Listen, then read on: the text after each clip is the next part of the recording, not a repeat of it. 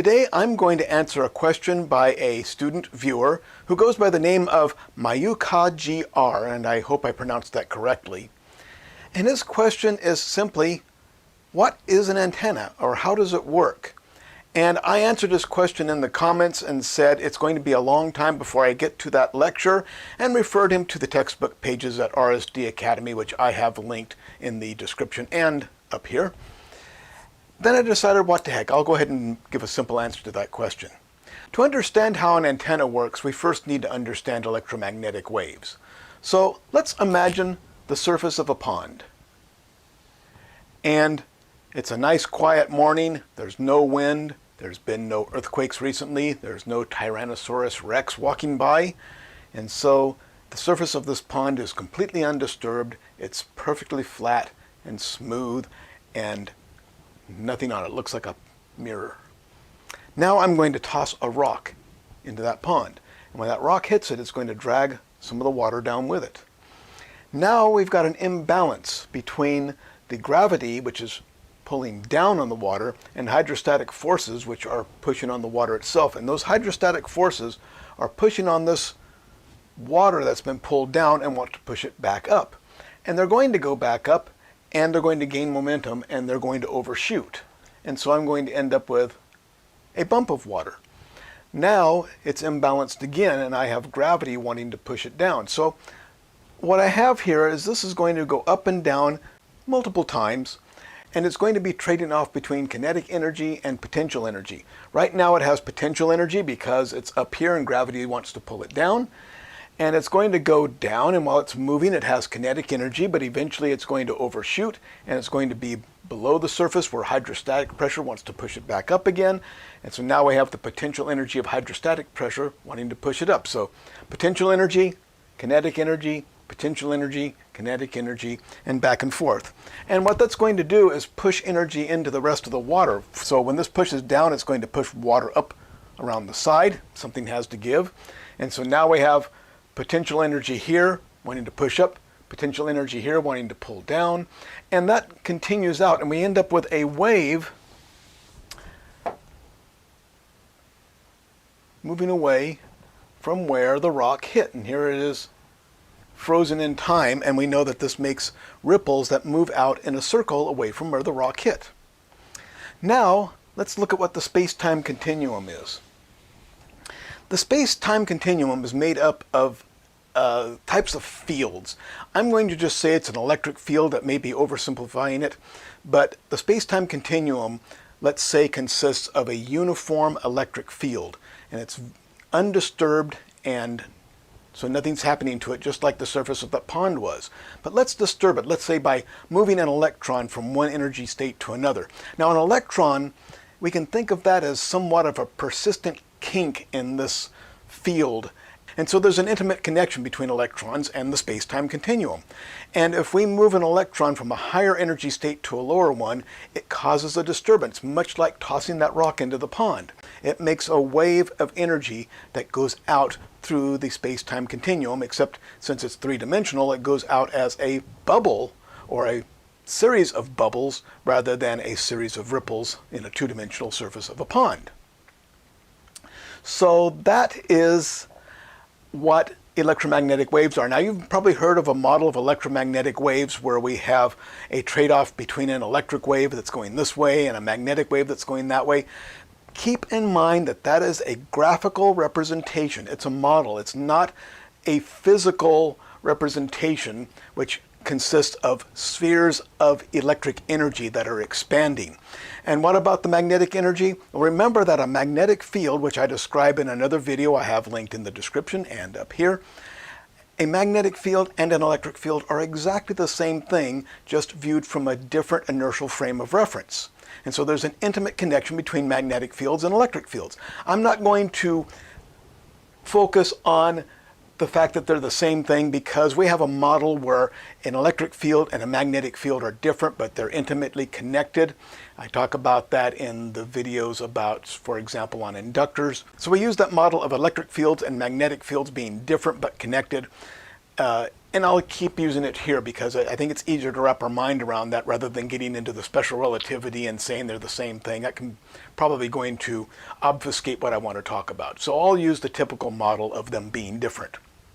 So an electromagnetic wave is a wave that expands spherically of a disturbance in the space-time continuum, and it can be modeled as an electric field that's polarized one way and interspaced with magnetic fields that are polarized the other way. And don't get stuck on the drawing you usually see, well, here's the electric field, and then they try to draw the magnetic field at a right angle to that, and so you get a drawing like that, and that gives the impression that this is confined in some little small area. So I don't really like doing that.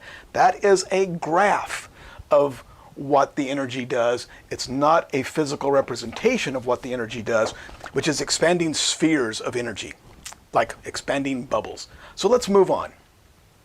So now we know what an electromagnetic wave is. How can we create it? We simply need an antenna. And here is an antenna. It's just a straight piece of wire.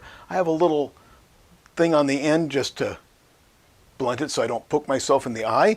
On the other end is a threaded receptacle so I can mount it on some kind of a mount and make an electrical connection to it. But that's all it is a straight piece of wire. So how do we use an antenna to create electromagnetic waves? Well, let's take a look. I'm going to make an antenna. It's going to just be a straight piece of wire. I'll make it vertical. And just for this particular demonstration, let's make it 150 meters long. I chose that for a reason. You'll see that in a moment. So there we have it, 150 meters long. Now let's hook up some energy to it. I'm going to take a battery, and this would probably work more efficiently if I grounded one end of the battery, but it'll work even if I don't ground it. So let's just leave the battery in the air, and I'm going to make a connection to the antenna.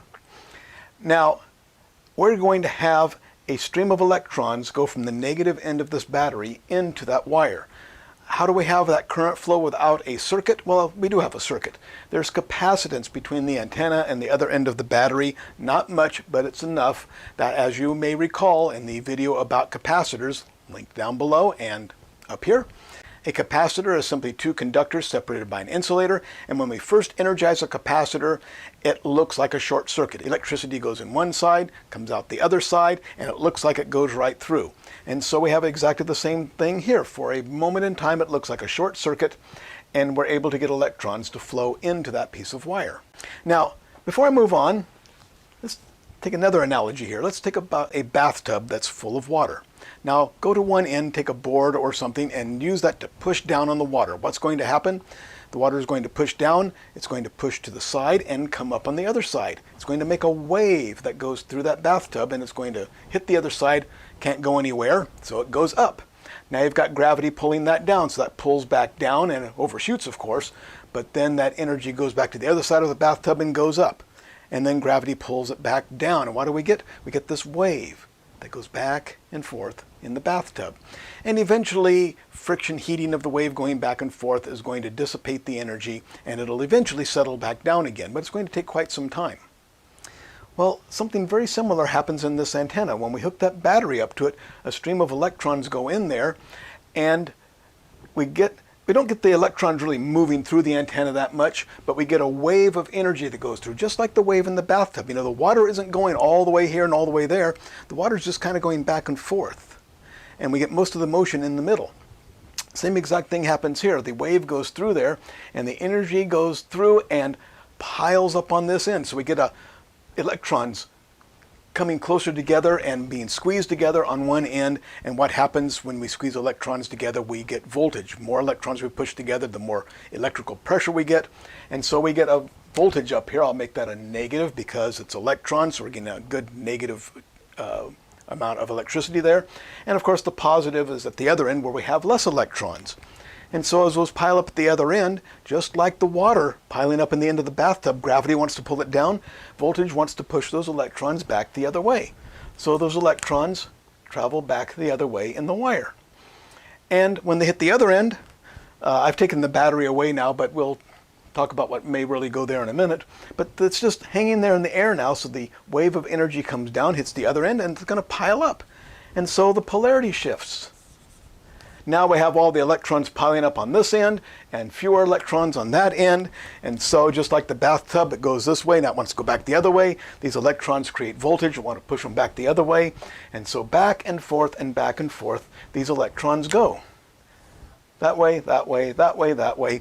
And I chose 150 meters because this wave travels at the speed of light. And so it goes 150 meters in exactly 1/2 of a microsecond. And so it goes 1/2 of a microsecond, another 1/2 of a microsecond. It goes back and forth, and one complete trip takes 1 microsecond. Or in other words, 1 million trips every second. Now, it's really not quite that straightforward because of inductive and capacitive effects in this wire. The wave doesn't really travel at the speed of light, so if we were making a real antenna, we'd have to shorten this a little bit. And it depends on something called the velocity factor, which is how fast does that wave actually go through it. And we would shorten it a little bit. The velocity factor is going to be anywhere from 60 to 90% of the actual speed of light in a vacuum. And so we just shorten that appropriately. And so this is 150 meters electrically, we call it. So we'll assume it's just 150 meters long and everything works out. So that wave is going back and forth, doing a complete cycle in 1/1,000,000th of a second. So now we have that electricity going back and forth. Remember, just like the bathtub, it's not going way over here and over there. It's just kind of going in the middle. Sort of the same thing here. Electrons moving a lot in the middle, not moving so much at the ends. And so we have what? We have current going back and forth in the middle here. What happens when we have an electrical current? Well, we have the current going one way. We get a magnetic field around that wire. When it bunches up at the other end and stops, that magnetic field collapses. Then when it starts to go back the other way, that magnetic field builds again in the opposite polarity. The electrons pile up at the other end. It stops, that magnetic field collapses. So now we have a magnetic field that builds and collapses, reverses direction, builds and collapses, reverses polarity again, builds and collapses over and over again, 1 million times every second. And we also know that magnetic fields cause electrons to move, or in this case, it's the space-time continuum, which is a uniform electric field. And this moving magnetic field causes electromagnetic waves to emanate in both directions. Pretty much is caused around the center of the antenna, but we get this spherical waves going out. It's not perfect because they don't go off the end, so there's not a lot of energy going this way or that way. Most of our energy is across the middle, and it diminishes as we get to higher and higher angles away from the middle, but we get that bubble of electromagnetic waves, bubble after bubble, leaving that antenna. And the polarity of the voltage is going to be, well, it's going to be more positive on this end and more negative toward that end. So the more we go this way, it's more positive. The more we go that way, it's more negative. But the next one behind it, I'll just go in front of it now because the next one would have been negative to positive, and then positive to negative, negative to positive. And of course, the magnetic energy is going to be flip-flopping too, of the magnetic field that's interspaced between these. Remember, we're using that electromagnetic model where the magnetic field is a real thing that's interspaced between them. So we have electricity that's going out this way. We have spheres of magnetic energy where the polarization is going to be, well, if we're looking at it coming towards us, toward the camera, the polarization is going to be, one's going to be north and south. The next one behind it is going to be south and north. And so we get this electromagnetic wave moving away from the antenna. So we have just produced electromagnetic waves with nothing more than a piece of wire. Now, I have just shown what would be called an end-fed monopole, kind of a misnomer because all antennas are actually dipoles, but that's just what we call it. People call it a monopole because it's a single piece of wire, where what they call a dipole, we split it in the middle and we feed the energy in the middle. I'm not going to get into details about different types of antennas. That'll have to come for a future lecture, or you can read about it in the textbook material. Link below, of course, and up here. Tell about the different ways antennas are made and all the different characteristics. But right now I'm just giving you the simple overview. So we have that end-fed monopole, and it does what we just did. So we created electromagnetic waves with just a piece of wire. So how does that piece of wire receive electromagnetic waves? It does exactly the same thing in reverse. So here comes the waves.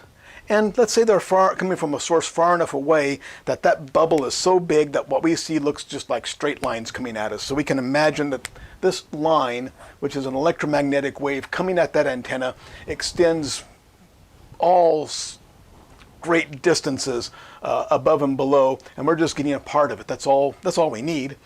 And this wave is coming, and it's polarized such that that's more positive and that's more negative. So the further we go that way, the more positive the voltage is. The further we go that way, the more negative it is. And so as it comes toward the antenna, more positive here, more negative there. And then the one behind it is just the opposite, of course. Negative to positive. Now, we want this antenna to be oriented such that the electric fields come in the same orientation as the plane of the antenna. And so in other words, this antenna is vertical. Notice that the electric field is vertical, and the magnetic field, of course, is horizontal, and they're in between the electric fields. And so we have north, south, south, north coming towards you and away from you. But that's not, we're not going to worry about that too much now, but that would be the orientation.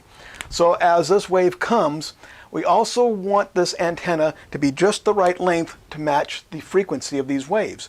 So we had the antenna that was 150 meters long, and we have these waves that are coming. Let's say it's the same frequency. These are 1 million cycles per second, so it takes 1/millionth of a second for between the time this part of the wave arrives and then the next counterpart that's polarized the same way. And so what's going to happen is these waves hit the antenna, and there's two ways to look at it. One, we've got positive here and negative here. And of course, we've also got the magnetic field, which is polarized this way. So the more into the board we go, the more north it is, the more out of the board, the more south it is, or vice versa. And either way, that moving magnetic field is going to induce currents in this antenna. Or we can just look at it as the electrostatic field is going to cause it too, but I think it's more the magnetic waves causing it. So the magnetic waves are going to cause the electrons in this antenna to move. And so when it comes in, let's see, that's positive, negative to positive, so that's going to be negative to positive. When that comes in, let's say the next one's hitting it right now, which is now positive to negative, so it's causing electrons to go that way. When the next one comes in, it's going to cause the electrons to go that way. And the next one comes in, it's going to cause them to go that way. And lo and behold, we've got that wave of electrons going back and forth in that antenna again. So at first, we caused those waves by just hooking a battery to it, and the waves just went back and forth naturally. And then now we have the waves coming at it.